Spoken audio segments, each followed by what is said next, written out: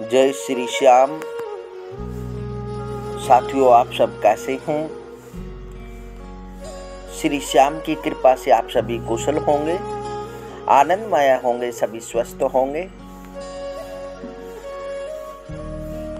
आज कामदा एकादशी के बारे में बताएंगे कि कामदा एकादशी तिथि कब है और कामदा एकादशी तिथि का व्रत कब रखा जाएगा और एकादशी तिथि कब प्रारंभ होगी, एकादशी तिथि का समाप्ति काल क्या रहने वाला है और पारण का समय क्या रहेगा और पारण के समय भगवान को किस चीज का भोग लगाएं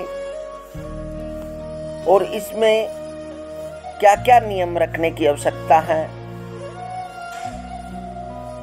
आज कामदा एकादशी के व्रत के नियम के बारे में जानेंगे। जो साथी इस चैनल पर नए हैं, चैनल को सब्सक्राइब कर लें और वीडियो को लाइक करें और कमेंट में जय श्री लक्ष्मी अवश्य लिखें। तो आइए जान लेते हैं एकादशी तिथि कब होगी। प्रारंभ 7 अप्रैल 2025 को शाम को 8:01 से एकादशी तिथि प्रारंभ हो जाएगी, जो कि कामदा एकादशी तिथि का समाप्ति काल 8 अप्रैल को शाम को 9:14 पर होगा और एकादशी तिथि का व्रत 8 अप्रैल 2025 को किया जाएगा। सूर्य उदय व्यापनी के अनुसार 8 अप्रैल को ही व्रत करना शुभ रहने वाला है और 9 अप्रैल 2025 को पारण का समय द्वादशी तिथि का 1/4 हिस्सा हरिवासर का होता है, जो कि वह 9 अप्रैल 2025 सुबह 6:02 से 8:35 तक रहने वाला है। उस समय भगवान को जल, फल, तुलसी, गोघृत का भोग लगाकर पारण कर सकते हैं और इस एकादशी को यदि कोई भक्त श्रद्धा भक्ति से भाव से करता है तो उस भक्त पर विशेष भगवान विष्णु व मां लक्ष्मी की कृपा होती है और वह सदैव स्वस्थ व विद्या, आयु, संतति, ऐश्वर्य, मान, सम्मान, प्रतिष्ठा, धन, संपत्ति, ऐश्वर्य आदि प्राप्त करता है। इस लोक में उसको सभी प्रकार के सुख प्राप्त होते हैं और भगवान की कृपा से वह इस लोक में सभी सुखों को भोग कर अंत में वह वैकुंठ लोक में वास करता है। इस एकादशी का प्रभाव इतना होता है, जो श्रद्धा भक्ति से इस व्रत को करता है उसकी सभी मनोकामनाएं पूर्ण होती है, क्योंकि यह नए संवत्सर का सबसे पहला व्रत एकादशी का है, जो कि हर वर्ष चैत्र मास शुक्ल पक्ष में आता है।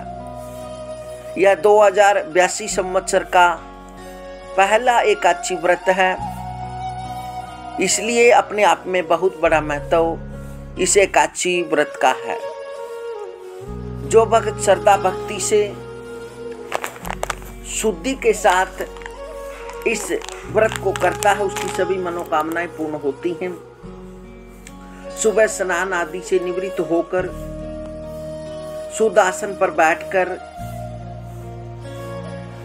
भगवान विष्णु की एक सौम्य प्रतिमा भगवान विष्णु व लक्ष्मी की एक पीले वस्त्र पर सुसज्जित कर दे और फिर भगवान विष्णु और लक्ष्मी का पूजन करें। उसके उपरांत भगवान विष्णु को केले का प्रसाद भोग लगाएं और उसके उपरांत भगवान विष्णु के मंत्रों की स्तुति करें या फिर विष्णु सहस्त्र नाम का पाठ करें। विष्णु के 1008 नामों का उच्चारण करें। नारायणाय च विद्महे वासुदेवाय च धीमहि तन्नो विष्णु प्रचोदयात्, इस मंत्र का जप कर सकते हैं। महालक्ष्मी च विद्महे विष्णुपत्न्यै च धीमहि तन्नो लक्ष्मी प्रचोदयात्, इस मंत्र का जप कर सकते हैं। और पद्मनी एकादशी व कामदा एकादशी व्रत की कथा अवश्य सुने। तो आइए कथा सुनते हैं। लंकापति रावण जब दिग्विजय करने निकला तो वह कार्तिवीर्य सहस्त्र अर्जुन से पराजित हो गया। इस प्रकार बहुत दिनों तक उसके कारागार में बंदी रहा। अंत में अगस्त्य मुनि की अनुशंसा से बंधन मुक्त हुआ।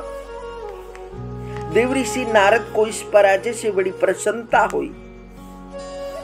उन्होंने पुलस्त्य मुनि से ही रावण की हार का कारण पूछा। मुनि ने बताया कि कार्तवीर्य अर्जुन को पराजित करने की शक्ति विष्णु की सिवा किसी अन्य में नहीं है। कारण यह है कि इसकी माता पद्मनी तथा पिता कृतवीर्य ने पुत्र कामना से गंधमादन पर्वत पर अनेक वर्षों तक कठोर तपस्या की थी तथा महासती अनुसुईया देवी के कहने पर उन लोगों ने इसी पद्मनी नामक एकादशी का व्रत किया था। उनके व्रत से प्रसन्न होकर भगवान विष्णु ने स्वयं दर्शन दिया था और उन्हें अर्जुन जैसा महावीर पुत्र अजय होने का वरदान भी दिया था। यही कारण है कि उससे रावण को भी पराजित होना पड़ा। इस प्रकार से इस कथा को सुनकर आप